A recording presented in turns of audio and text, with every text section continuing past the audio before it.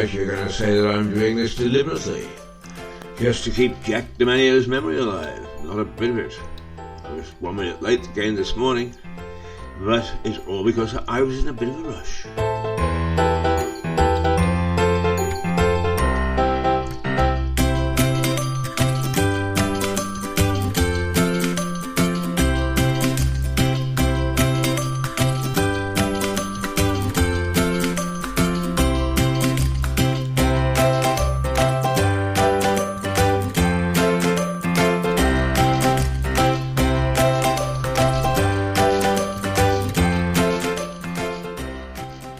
Good morning, it's Keith Hayes with Rouser Radio from Lewis in the United Kingdom.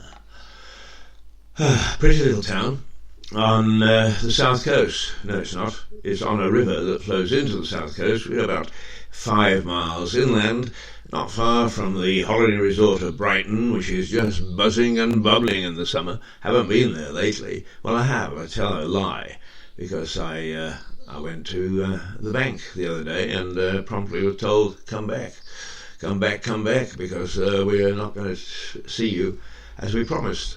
However, that reminds me, I have to do something about it today. Okie dokie. Let's see if we can carry you through for half an hour.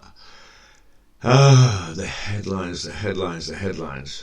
You know, there are two things which seem to be standing out to me. First of all, nobody knows. And politicians always claim to know, of course. But nobody knows what's happening with coronavirus. In the United States, it seems to be picking up speed again.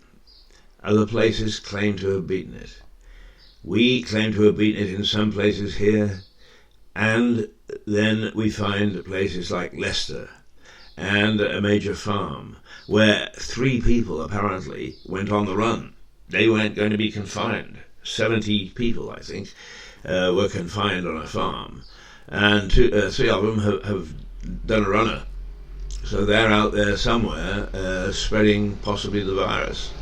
The World Health Organization says that mankind isn't anywhere near beating this virus, that it's going to take off and be a constant thorn in our flesh, which makes me fear for humankind, because we will never see one another. We all are going to have to wear masks, and the latest diktat from the is that if you're going to go into any public place, you wear a mask. Now, I bought some standard masks, but I see that there are some pretty ones around, some rather nice ones. And I'm looking for one with a skull and crossbones on, or something that will just warn people that this is just to keep my mouth shut as much as stop the coronavirus. So if you see face mask with the skull and crossbones on it, grinning evilly from the bandage, then please let me know, because I will purchase it. In the meantime, I shall look for things that are very pretty or very interesting. Pretty is probably the wrong word. I'm really not going to wear anything that's pretty. I'm a pretty poor dresser as it is, and I'm very retro. Tweeds more my style than anything else, so I think what I'll do is I'll look for a face mask to cover the tweeds. The fact of the matter is that we all need to, I think, for the moment, follow every bit of advice. There is no sense in us gaily, and I have things wrong with me, and I just say that the best, jokingly I say that the best, I have to say jokingly, because 1 or 2 friends have said, Keith, you sound like an alcoholic. I'm not at all. Yesterday I had 1 gin and tonic, and that was it. The day before I didn't have any. So, no, alcoholic I ain't. I can almost guarantee that. But I do enjoy a glass of wine from time to time, and I've always joked, it is copious quantities of wine that actually keep all bugs at bay, or at least gets them drunk before they even get anywhere near to attacking the body. But of course that is broadly a joke, and I think one of the things that before we actually all start to behave in a crazy way is start to listen to what the World Health Organization and the experts have to say over and above what the government has to say, because they're all over dither anyway. They keep on getting it wrong.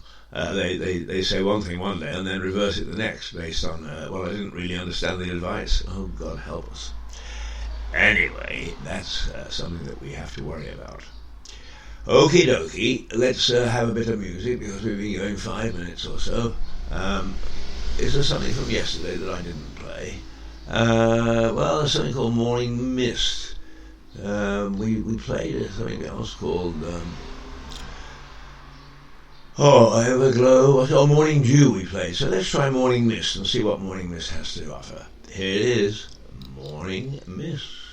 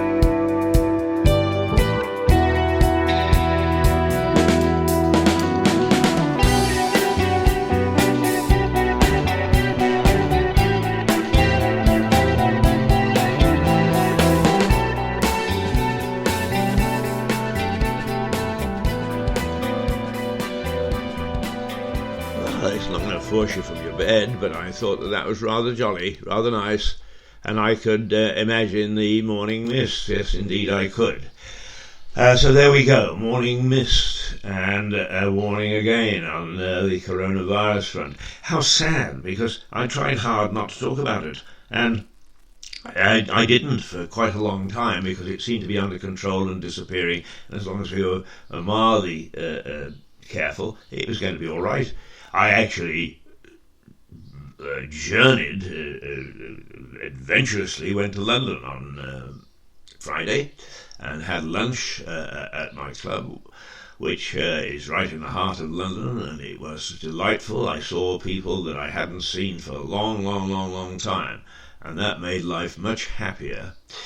And I sat out in the garden in the middle of London, and with the traffic roaring outside, except it wasn't roaring in this garden. You can't hear a thing. Well, you can hear the dicky birds, and you can hear the bees buzzing, and the butterfly flapping their wings. It's all very pleasant. But I have to say that the stringent precautions were, I saw a couple actually shake hands, and of course, when you're in very pleasant circumstances, you forget.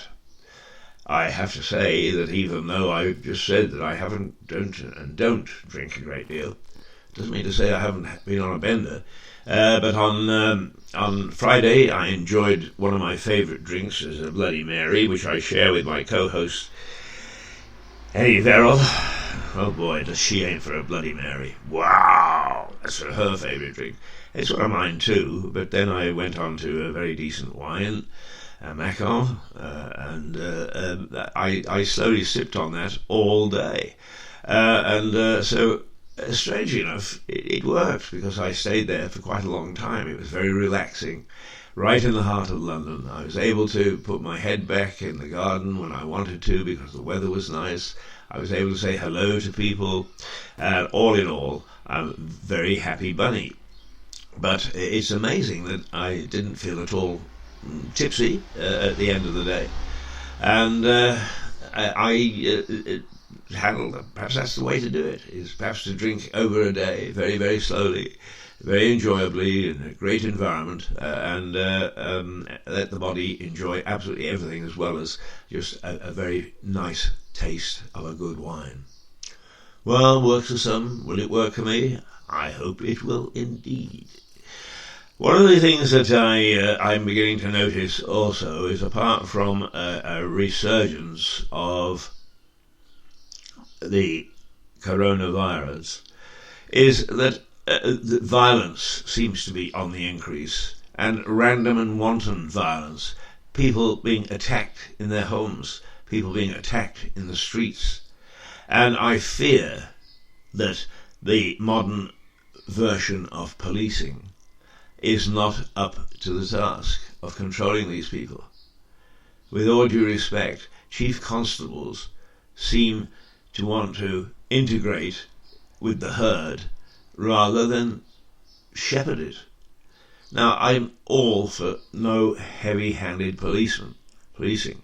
Don't mistake anything that I say, that I don't believe that the police must use their truncheons and stun guns and so on and so forth unless they absolutely have to. In the States, there was another case in Philadelphia of kneeling on a man's neck after all the uproar about the first instance, which resulted in death. Well, I don't think that we go that far in this country, and in fact I wouldn't want us to back off too much. But what I do expect is that we get policed according to the crimes that are happening, and crimes of violence seem to be well on the increase. Oh, I know, it's all the fault of the media. My goodness me, why do they report these things? If we didn't report them, they wouldn't know. It's just a bit like historical figures, is get rid of their vestiges, and what does it mean is they didn't do it.